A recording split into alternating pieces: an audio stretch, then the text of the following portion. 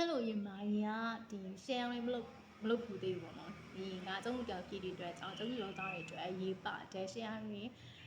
platform တစ်ခုကို share လေးလုပ်ပြလိုက်မယ်နော်အဲ့ဒီ platform လေးကတော့ဒီ100 battery ပေါ့နော်ဒီထဲမှာဆိုလို့ရှိရင်ဒီစာလေးလာတဲ့နေတွေပြီးတော့ចောင်းသားတယောက်နေနဲ့ဒီဘာသာရဲ့တစ်ခုချင်းစီကိုဘယ်လိုလေးလာရမယ်ဘယ်လိုမျိုး time management ဆိုရမယ်ဆိုတော့ကိုသိစိတ်ဖော်ပြထားတဲ့ပြင်ပြီးတော့စာလေးလာတဲ့အချိန်မှာဆိုရင်ထားရှိရမယ့် mindset တွေကိုမှသူကကြက်ပြက်လေးသူကတင်ပြပေးထားတဲ့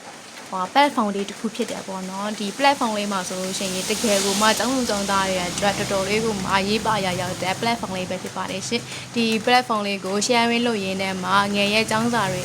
ကိုလုပ်ရင်ဒီ Superman channel ကို join လိုက်ရပါတယ်ရှင်ရှေ့တဲ့